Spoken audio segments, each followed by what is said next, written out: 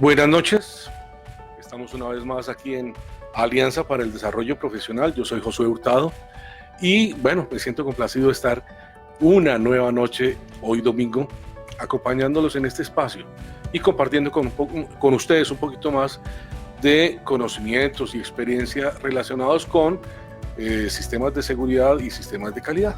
Bueno, hoy tenemos un tema pero bien interesante, que yo lo he llamado así, de esta manera, y así estuvo la invitación que tal vez algunos de ustedes recibieron en sus correos, en sus en sus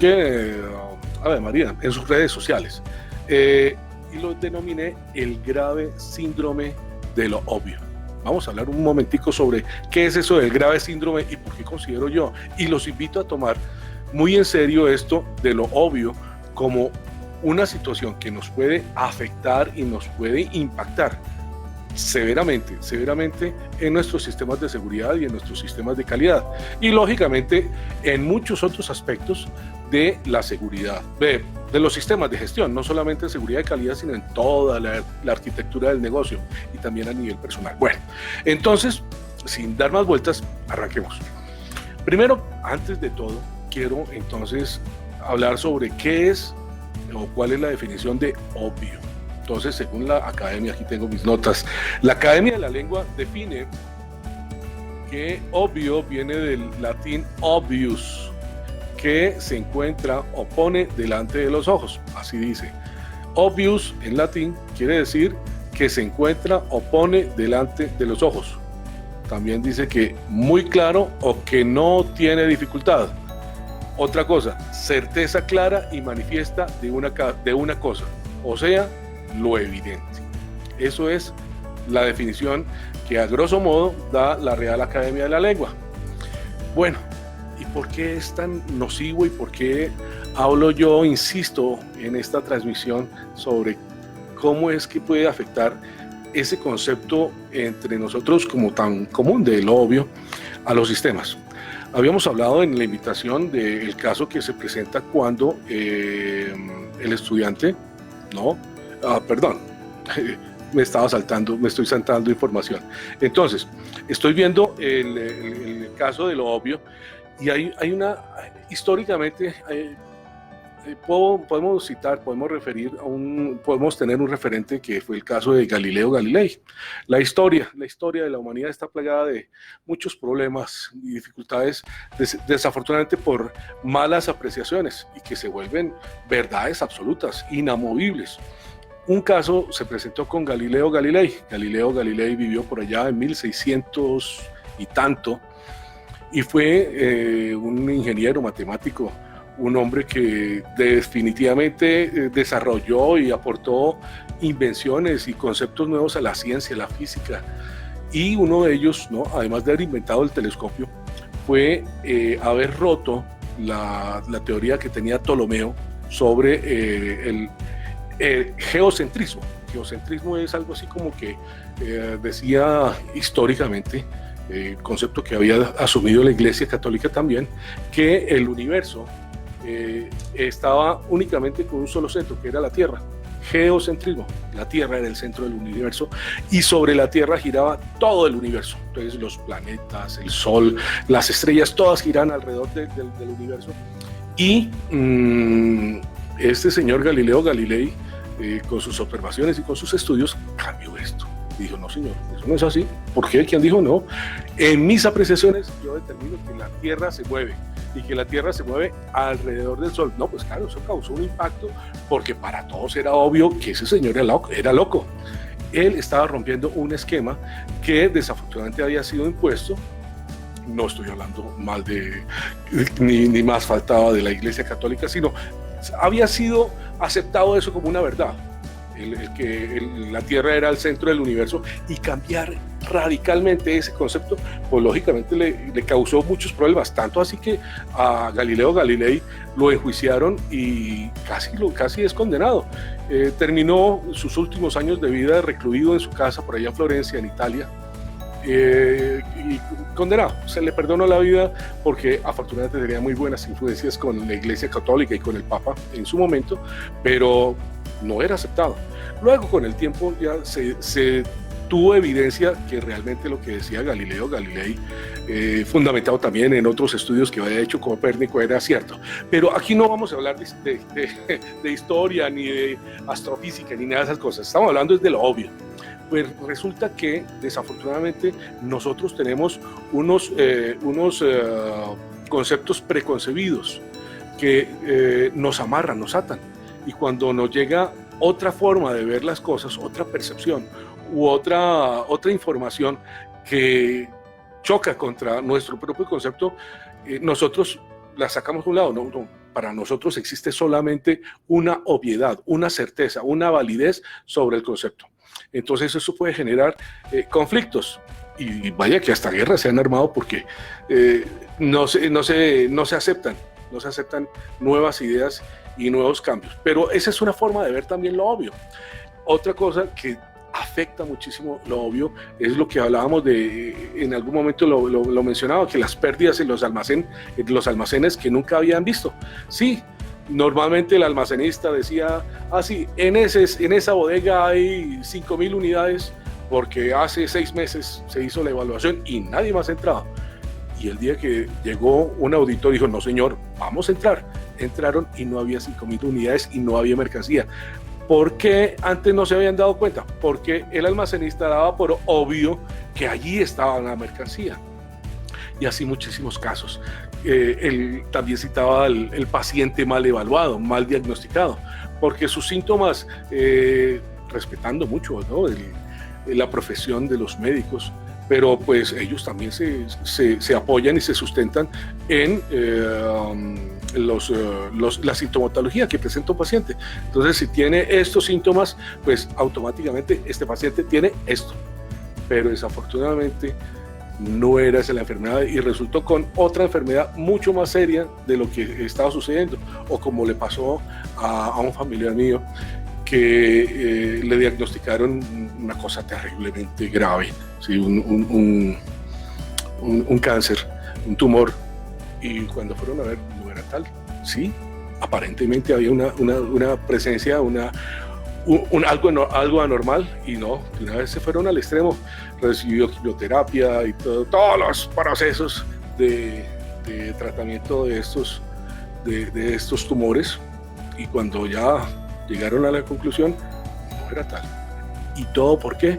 Por lo obvio. Entonces lo obvio genera muchas consecuencias nocivas en nuestro trabajo, y en la seguridad y en la calidad mucho más. Aquí en esta charla había dicho que iba a hablar sobre los 12 antídotos, las 12 vacunas para contrarrestar los efectos nocivos de lo obvio. Y bueno, vamos a empezar. Primero, antídoto número 1, rutinas de comprobación. Lo más importante es establecer en nuestros sistemas de calidad y seguridad rutinas de comprobación. Así, no sé si ustedes habrán visto que los pilotos, cuando se suben a su cabina de mando, a su avión, a su helicóptero, ellos sacan una cartilla que es un checklist, una lista de verificación. Así ellos se sepan eso de memoria. Ellos tienen que hacer la rutina de abrir la cartilla y empezar paso a paso a detallar todos los pasos y todas las verificaciones que hay que hacer. ¿Por qué? Porque no se puede dejar nada a lo obvio. Es la seguridad aérea, es la seguridad de los que están ocupando esa aeronave. Y eso es una muy buena rutina. Y eso se puede aplicar en seguridad, en calidad, en medicina, en ingeniería. Los controles, las rutinas de control, las checklists, es uno de los tips, una de las píldoras, una de las vacunas para evitar lo obvio. Eso nos controla, o por lo menos obliga a que las personas no caigan en lo obvio. Número 2, vacuna número 2, preguntar, no presumir. Y no solamente preguntar, sino ir y cerciorarse personalmente de que lo que nosotros estamos averiguando es cierto y verdadero. No presumir, eso de asumir, sí, ahí aparentemente hay 3,000 unidades. No señor, contarlas. Píldora número 3, vamos por la píldora número 3, medir y medir. Yo les había hablado ya en otras ocasiones en estas cátedras de seguridad y calidad 4.0 sobre la importancia de medir para controlar y controlar, porque lo que no se mide no se controla, y lo que no se controla ocasionalmente o muy seguramente va a generar conflictos, problemas, siniestros, y esos siniestros, esos conflictos y esos problemas van a desencadenar pérdidas que se van a pagar con dinero. Aquí todo es plata. Entonces hay que medir y medir. Buenos sistemas de medida, buenas políticas y buenas prácticas de medición. No hay que medir por medir, hay que medir lo que se necesita medir y controlar. Bueno, esa es la número 3. Vamos para la cuarta cápsula, cuarta vacuna contra el síndrome de lo obvio. Conclusiones y recomendaciones basadas en la evidencia. Esto está contenido muy recientemente dentro de la ISO 9000, la 9001, de su última y más reciente actualización. La evidencia. No nos vamos con supuestos, no nos vamos con apreciaciones y conceptos personales, vamos a lo evidente, a lo real, a lo tangible, a lo contable. Porque cuando no tomamos esos elementos de juicio reales para asumir, para tomar conclusiones, determinaciones y dar conceptos y opiniones, conclusiones, pues estamos desviando la verdad y caemos en la fragilidad de cometer el error. Y cuando nosotros damos un concepto y una opinión, debemos hacerlo con total certeza. Si no, es mejor dejar o hacer una aclaración de que no existe certeza sobre eso, pero hay que anunciarlo, hay que mostrar cuál es el grado de desviación que se tiene sobre esa apreciación, si la incertidumbre es muy grande. Entonces, conclusiones y recomendaciones basadas en evidencia, ISO 9001. El tip o la cápsula o el antídoto o la vacuna número 5, tomarse el tiempo suficiente para establecer la verdad.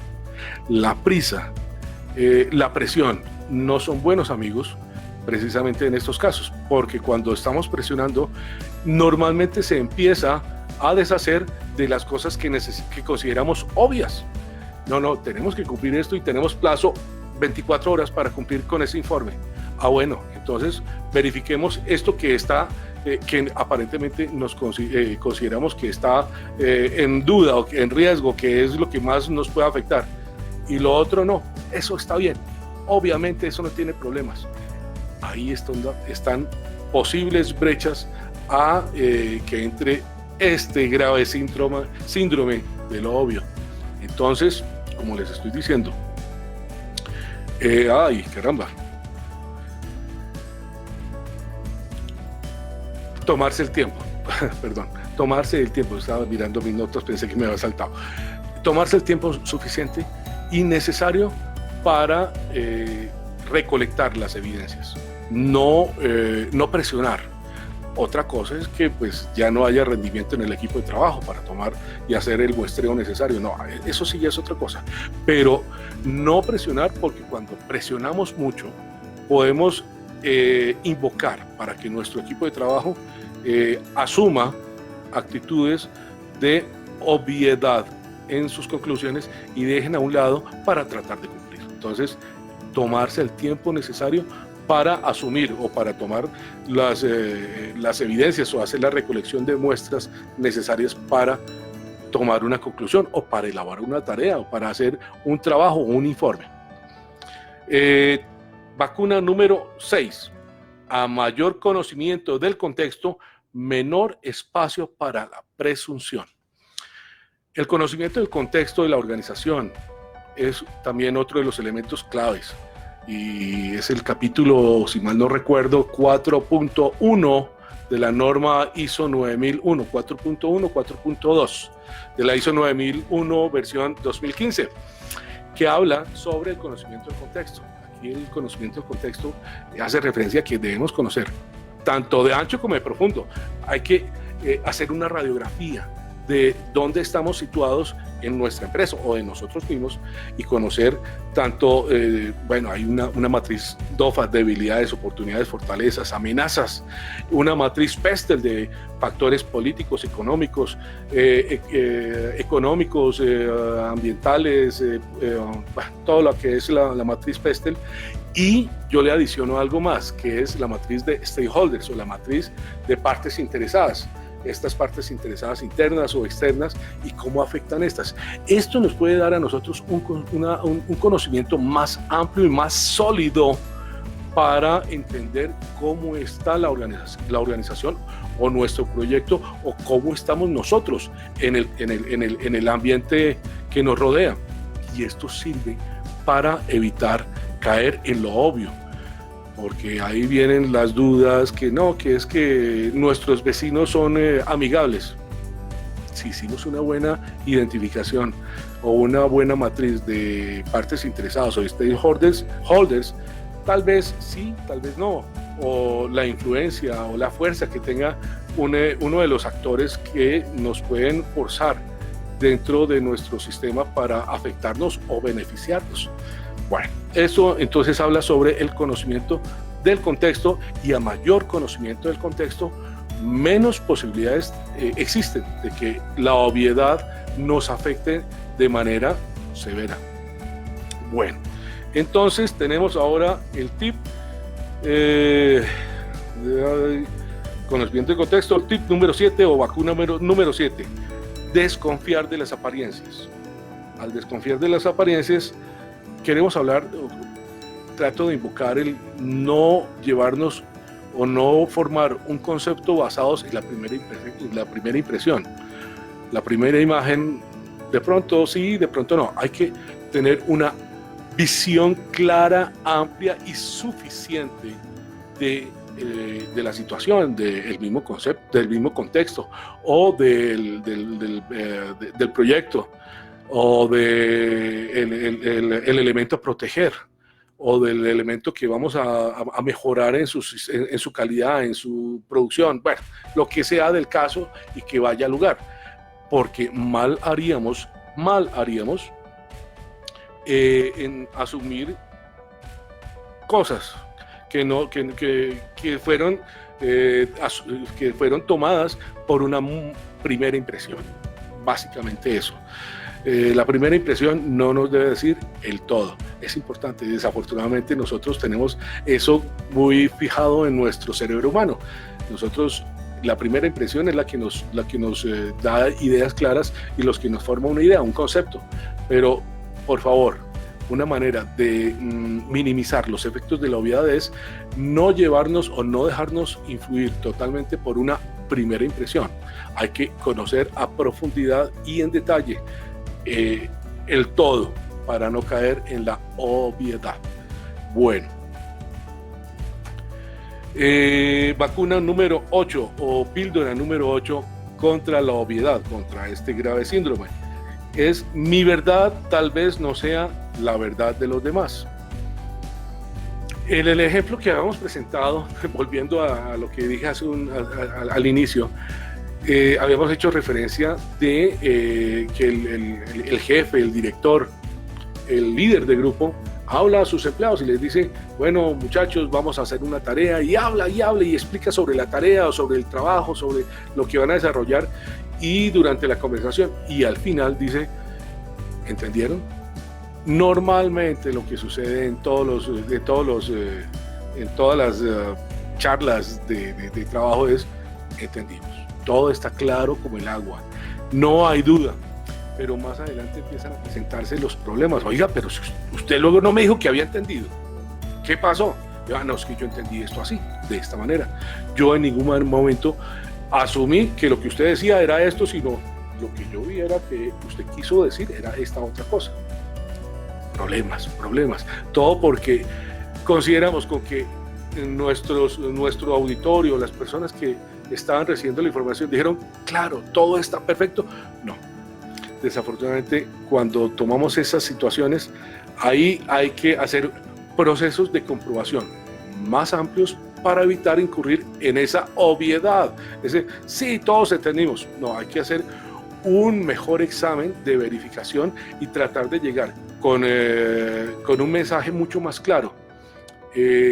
Ahí en la literatura, sobre todo en la literatura militar, una historia que le llaman el general rumor.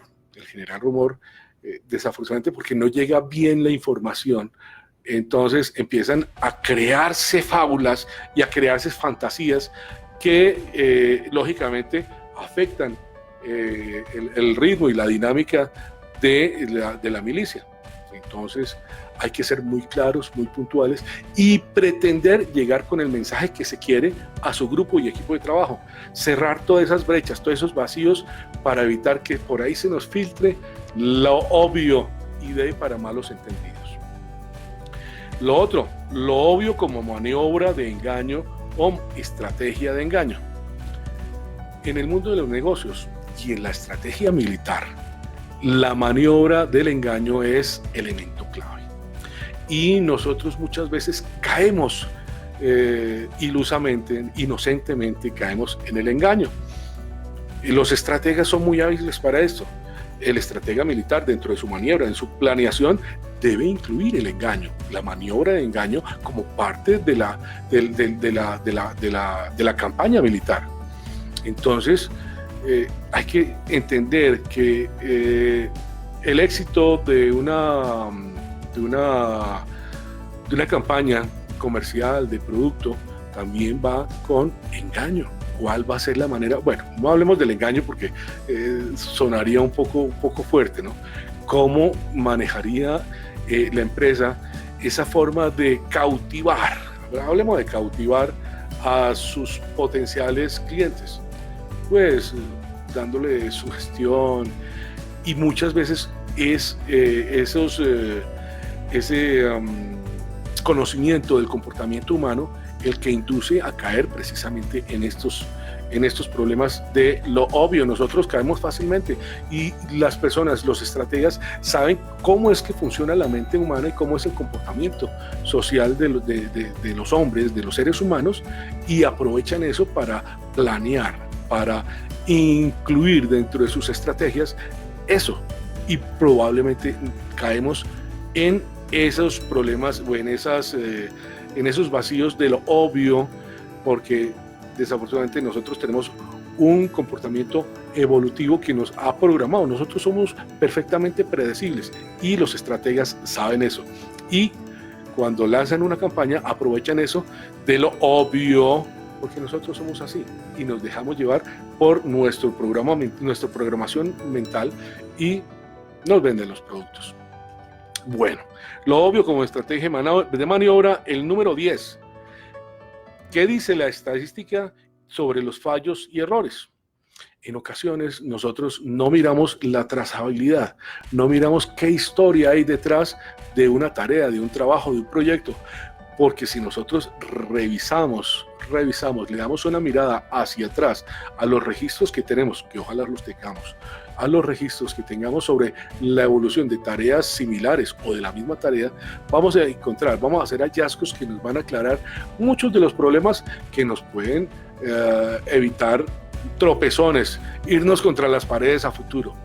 Y eso es porque no podemos dejar atrás, no podemos dejar ese obvio, no podemos permitir que se dé sin evaluar la trazabilidad, lo que ha sucedido, ese referente histórico que nos puede dar luz de si esto ha sucedido, probablemente, tal vez, suela suceder más adelante, y eso nos puede blindar sobre problemas de obviedad.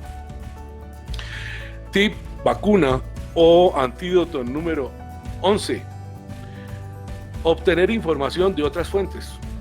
Cuando nosotros tenemos una sola fuente de información, corremos el riesgo de que esa fuente sea únicamente parcializada o que dé solamente un concepto, que tenga solamente un parámetro de medición. Lo ideal es no tener solamente un parámetro de información, una fuente de recopilación de información. Les recuerdo que el número 1 es uno de los peores enemigos que pueden tener los sistemas de gestión de seguridad y calidad. depender de una sola fuente no es bueno.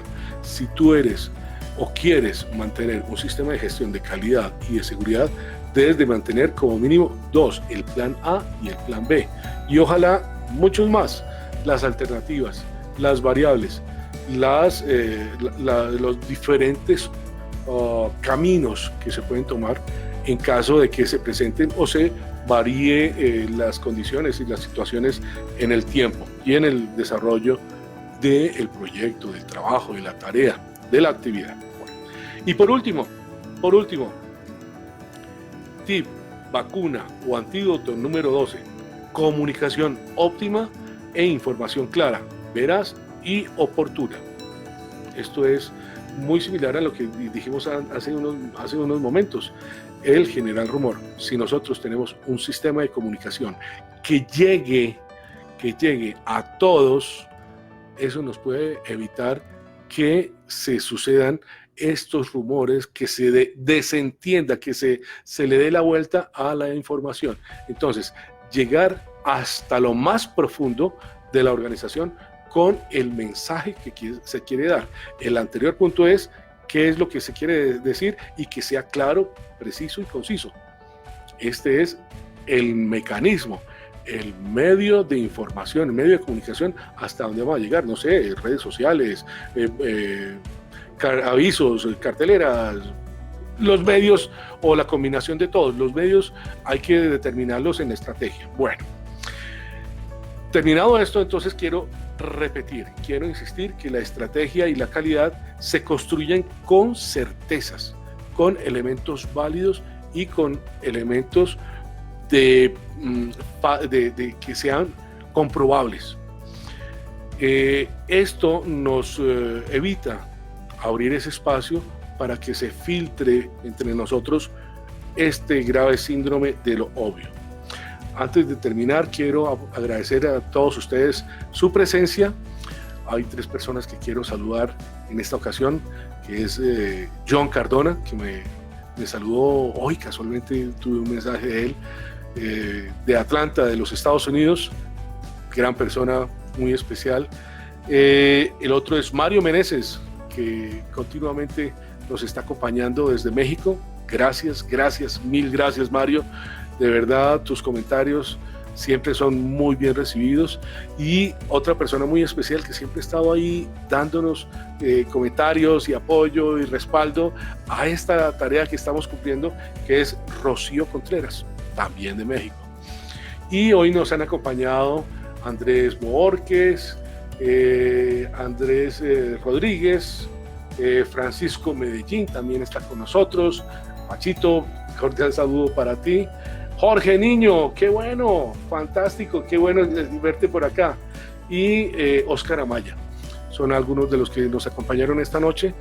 Recuerdo que este video queda montado en las redes sociales y para que lo vean ustedes más adelante, igual esta información va a quedar publicada dentro de estos artículos presentados en estos videos presentados tanto en Facebook como en LinkedIn y en YouTube. Bueno, muchísimas gracias por haberme acompañado esta noche. Ha sido un placer y nos vemos en la próxima. Chao, gracias. Hasta luego. Feliz noche.